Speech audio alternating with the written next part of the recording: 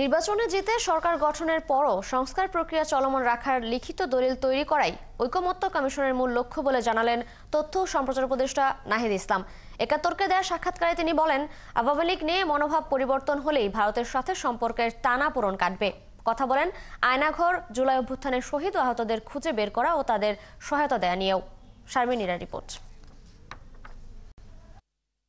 সংস্কার নাকি নির্বাচন, সংস্কার হলে কতটা, নির্বাচন হলে কবে? কদিন আগেও দেশের রাজনীতির মাঠে এই নিয়ে আলোচনা ছিল তুঙ্গে। শাইনি চুলে এখন হবে সব হেয়ারস্টাইল সিল্কোর দ্বিগুণ শাইনি চুল প্রতিদিন। তবে প্রধান উপদেষ্টার পক্ষ থেকে ডিসেম্বরে নির্বাচন ঘোষণা দেবার পর আলোচনায় মোড় ঘুরেছে। এখন বিভিন্ন সংস্কার কমিশনের পক্ষ থেকে জমা দেওয়া প্রতিবেদন অনুযায়ী কতটা সংস্কার নির্বাচনের আগে হবে আর কতটা হবে পরে তা নিয়ে আলাপ আলোচনা চলছে।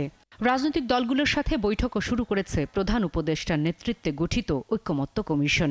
এই কমিশন গঠনের মূল লক্ষ্য কি, প্রশ্ন ছিল তথ্য ও সম্প্রচার উপদেষ্টার কাছে। আমাদের একটা ঐকমত্যের একটা চুক্তি বা স্মারক আসলে তৈরি করা উচিত, যে সামনের যেই আসুক সরকারে এই সংস্কারগুলো তারা অব্যাহত রাখবে, সংবিধান থেকে শুরু করে অন্য যে সংস্কারের জায়গাতে সেই কমিটমেন্টটা এবং সেই ধরনের আর আইনি বাধ্যবাধকতা থাকা উচিত নির্বাচনে যাওয়ার আগেই, যে নির্বাচনের মধ্যে যারাই আসবে তারা এই সংস্কারগুলো অব্যাহত রাখবে।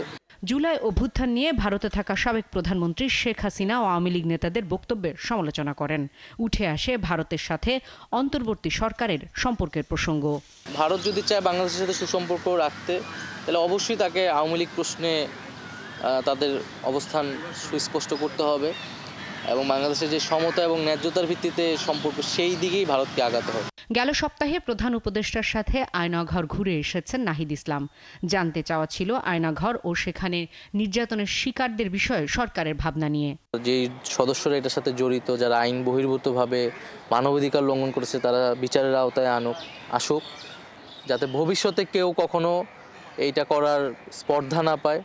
জুলাই অভ্যুত্থানে শহীদ পরিবার ও আহতদের পাশে থাকা অন্তর্বর্তী সরকারের অঙ্গীকার বলেও জানান তিনি। অর্থনৈতিক সহায়তা সহ তাদের বিচারিক কার্যক্রম, আহতদের এবং স্বাস্থ্য সুবিধা সহ। শারমিন নীরা, একাত্তর, ঢাকা।